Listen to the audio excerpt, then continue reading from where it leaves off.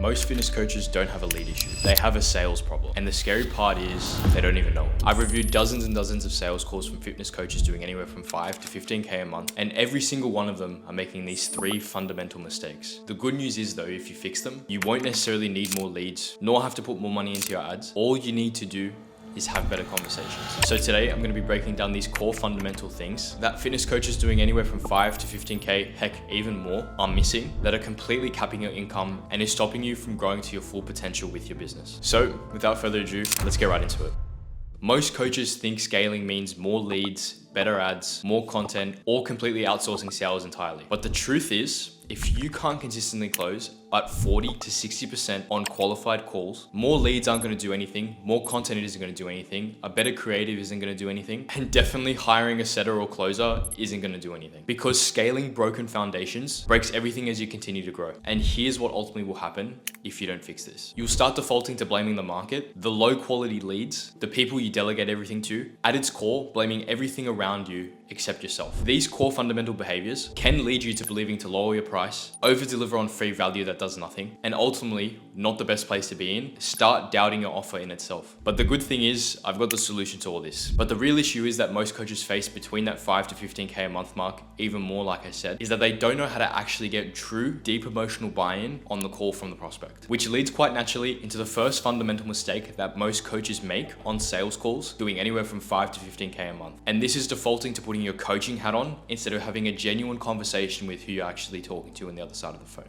After reviewing dozens and dozens of calls, this has to be one of the biggest ones I see. Instead of trying to understand the person on the other side of the phone at a deep emotional level, they default to asking coaching questions like, what are your macros? How often do you train? What split are you currently doing? And what's your protein intake? Look, I hate to break it to you all, but all those questions are not sales questions. These are all onboarding questions when they become your client after you have the sales call. What we actually need to do is go in deeper and understand the human on the other side of the phone at a deep level. Why they're even here in the first place, what made them want to book the call, and what's really driving them to actually make the change. And when you skip getting this deep emotional buy-in from the prospects, you lose all sense of emotional buy-in, all sense of understanding what identity they need to step into, which is very, very crucial for sales. You're not able to highlight the consequence of inaction properly, and you won't be able to give them as clear of a roadmap to help them get them to where they want to be, purely because you didn't get this information on the call. You jump straight into macros, you jump straight into training splits, and the core thing, and it's hard to admit, but no one buys the training, the macros, or the perfect diet plan. What they're actually buying is transformation, but more importantly, the identity that they want to step into by using what you're delivering as the tool in order to get there. If you never uncover these things, or you're not as clear as physically possible in how you're going to help them get them from where they are to where they want to be, I hate to break it to you, they're never going to buy, no matter what price point you put them at. And I know there's probably some of you coaches out there who are struggling to sell even an $80 to $100 a week program purely because of these specific things. But ultimately what I'm trying to get at is, if you just sell the mechanics or the logistics to the individual without them believing wholeheartedly or being emotionally committed to change, they're never going to make it, whether it's with you or whether it's with someone else. The second fundamental mistake is that most fitness coaches don't even know how to probe properly. And what probing actually is just clarifying anything that seems unclear or could open up the emotional pain that the prospect is feeling at the time. The other caveat to this is that while most coaches don't know how to probe in the first place, when they do learn how and what to probe on, they actually end up getting scared to probe on those things in the first place as well, because they don't want to overstep a boundary or they feel like they can't hold the weight of the conversation properly. However, if you get over these things and you're able to learn how to do these things properly, you'll be able to have way deeper conversations and much more emotional buy-in from your prospects, which will in turn lead to more sales, more lives changed, and just overall more satisfaction for yourself, but for everyone that you're impacting. But the issue is, like I said, most coaches get a surface level answer and completely move on in the discovery process. For example, a prospect would say, I just want to lose some weight, and they just accept it at face value. Whereas what we actually need to do is go into a lot more depth and ask more questions. Questions like, was there anything recently that made you realize you wanted to lose weight? How has this been affecting you outside of the gym? How does all this make you feel on a day-to-day basis? Those are some examples of questions you can ask. But most coaches default to the logistics, like I mentioned earlier, then the emotions, because it's what they know, and I totally get it. But to have effective conversations with people to actually help them to fully buy in and become really great clients, we need to learn how to communicate deeply with a person. And I'm not saying it's easy, it is super uncomfortable to do at the beginning, but once you get good at it, the more genuine impact and the more lives you can actually change for the better. The limiting beliefs of being too pushy, being too awkward, or not wanting to dig too much all stem essentially from fear. However, if you knew deep down that that's what actually would help someone get over the line to genuinely make an impact and change their lives for the better forever,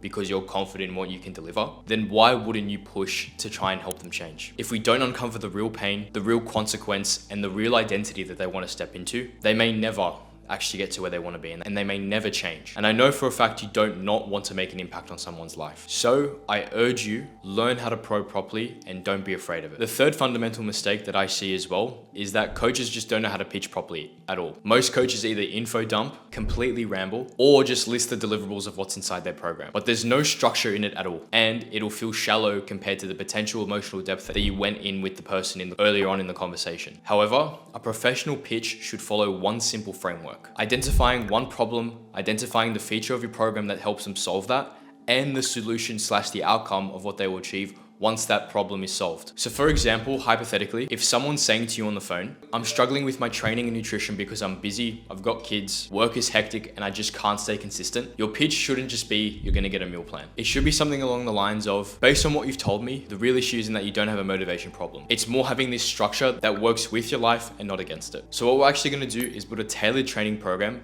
based around your life, something that's realistic, something that's sustainable, and something that we can adjust on a weekly basis, depending on whatever's going on. So that way we can help you lose these 5 kilos, build this muscle, and get you in the best shape of your life. So you can actually go and play with the kids, feel as though that you're not wasting your potential, and more importantly, completely curb that fear about potentially not being around for the long term. That was very brief and very broad, but that's sort of the idea of the structured pitch. We identified the problems, we inserted the deliverables of our program that help them overcome these problems, and then finally, we weave it all in with the solution and the outcome that we want to achieve, based on the deep emotional drivers that they gave you earlier on in the call to help them get there and envision that identity that they want to become. It's clear, it's concise, and it's direct. And it's something that all my mentors have said up to this point, and it's that simple sells. And if something isn't clear, it's not going to convert. Now, the next nuance to this is we layer in pillars alongside this to make everything even more clear in order to help them feel like it's more structured, it's more premium, and it's positioned in a much better way than someone just saying a meal plan, a training plan, or just something generic. Every high ticket offer or every high level offer should have 3 to 4 pillars of transformation, like I just mentioned. For fitness, for example, this could be training, nutrition, accountability, or education. But the key is, and I'm obviously just giving a generic example, these pillars can't be generic when you're actually selling. They should be positioned based on your ICP, which obviously, as we discussed, if you want to go and watch my other video on how you can hit $10,000 to $30,000 a month as an online fitness coach to help you get a bit more info and understanding on how to actually build this ICP specifically. However, back to the context of the video, we don't want the pillars to sound generic because say for example, if we use a busy executive, they don't necessarily just buy a training program. If anything, that'll deter them. What they actually buy is performance optimization, more structure, more energy, more leverage, and more output for the business so they can perform as best as they physically possibly can. So inherently, the service and the delivery of the pillars are the same across the board for a fitness offer. However, what we need to improve and what we need to change is the packaging of how it sounds and how it looks, because this is where perceived value increases, and most coaches don't know how to increase perceived value. They pitch features, they don't pitch the transformation, and they don't tailor it towards their ICP. If you can do these 3 things alongside having a clear framework in how to pitch, alongside your 3 to 4 pillars of transformation, I'm really confident that you're going to improve your sales calls dramatically. And the funny thing is, this is where most coaches obsess over objection handling. It's something that I've also seen as well. Because when the pitch isn't structured, when the discovery isn't deep enough, and when your pillars aren't positioned correctly, your high ticket price point will feel unjustified. They won't believe that they can change, and they're not going to take action to change their life for the better. But when your discovery is deep, when your pitch is strong, and the value is clearly articulated for your ICP, there will be barely any objections left. Logistics should be the only thing really you should be handling at the end. So if you're getting lots of objections at the end, learning how to objection handle is just a piece of the puzzle. However, most people patch it up for a weak discovery, a weak pitch, and a weak offer, like obviously I mentioned. Learning how to do these 3 things properly, these 3 fundamental things, is more important than learning how to objection handle. And the most frustrating thing is, most fitness coaches don't even know they're making these mistakes. Some coaches I've talked to who are at that 10 to 15K a month mark assume they're pretty decent at sales because they're already making solid money. But when I review their calls, all these core fundamental things come up. Keeping the coach's hat on, not understanding how to probe, and not pitching clearly enough. And on top of these these three, micro errors like holding a weak frame, no emotional pacing, no emotional depth in the conversation, no pre-commitment to the identity that they want to step into, talking too much instead of letting the prospect talk, and not gauging buying signal before dropping price are all extra ones that I haven't even gone through today. But they can't see it because you can't audit your own blind spots properly. You're emotionally involved, you justify your mistakes in real time, and this is the true reason why most coaches plateau. The good thing is though,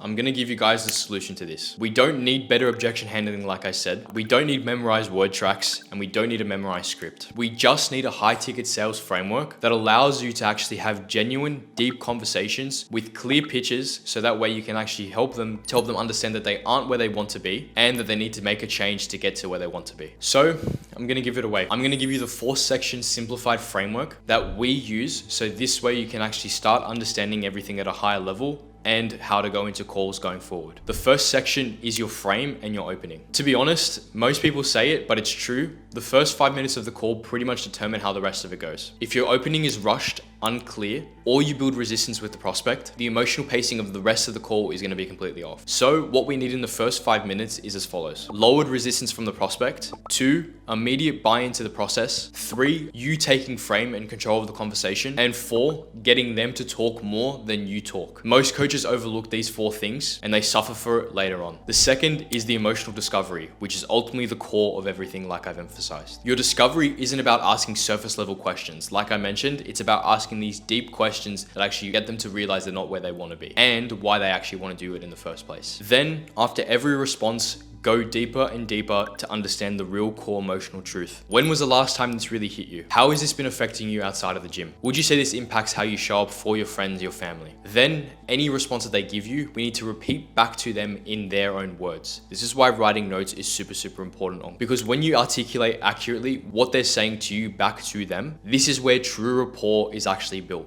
It's not asking how their day was. It's not finding some common interest that the both of you have.